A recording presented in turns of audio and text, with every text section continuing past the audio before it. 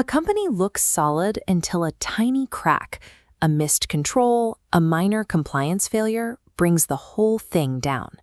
In an instant, millions of dollars can be completely wiped out by fraud, operational failures, or data breaches. When these disasters hit the news, people tend to picture an auditor stepping into the rubble with a red pen, eager to point fingers and assign blame. But that's usually the external auditor, who comes in once a year to verify the financial statements. Internal auditors work inside the company all year round.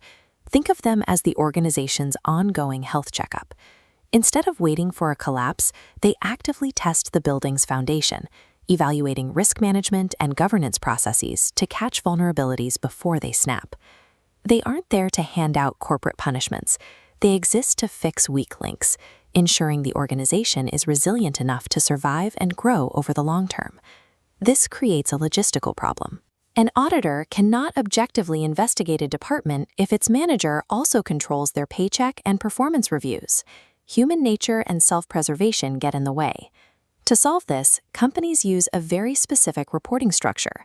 Notice how the internal audit team has a direct line that completely bypasses the CEO and executive management, connecting straight to the board of directors. By locking executive management out of this specific communication channel, the structure provides a protective barrier.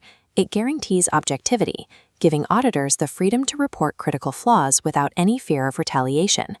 Independence is a hardwired structural necessity. Without it, organizations cannot honestly evaluate their own blind spots. Once they have that independence, modern auditors don't blindly review every single receipt. Instead, they map out the Audit Universe, a comprehensive inventory of every potential risk, process, and business unit across the entire organization. This chart outlines how auditors navigate that universe. It shows a continuous 5-step chronological cycle for developing a risk-based internal audit plan, moving from understanding the organization to building the universe, assessing risks, developing the plan, and updating it annually.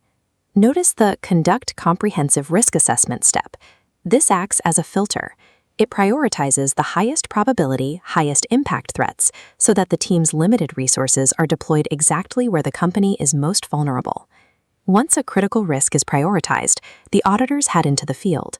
To ensure their investigation is disciplined and thorough, they rely on a standardized analytical tool known as the 5 C's. First, they establish the criteria, what the policy dictates. Next, they observe the condition, what is actually happening. Then they dig into the cause to figure out why the breakdown occurred. Finally, they measure the consequence, the financial or operational impact of the failure. The cycle only works if it ends on the 5th C, corrective action.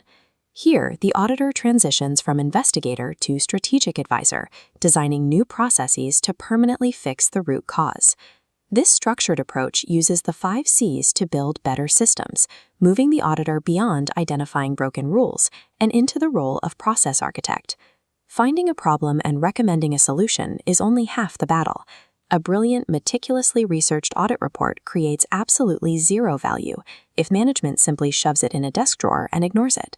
Professional standards require rigorous follow-up activities. Auditors must actively monitor the management team's progress, returning to test the controls and verify the promised corrective actions were actually implemented over time. During this phase, they look specifically for repeat findings. If a vulnerability keeps reopening, it proves management only applied a temporary fix rather than addressing the underlying root cause. A recommendation only matters if it changes how the company works.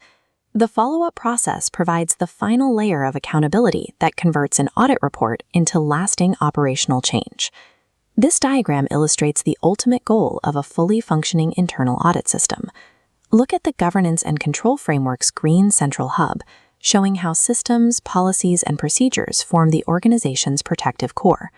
This strong core flows outward, directly enabling the business to operate efficiently, safeguard assets, and produce reliable financial reporting. Internal audit acts as an independent strategic partner. It provides the objective oversight that builds stakeholder trust and strengthens an organization's resilience in a high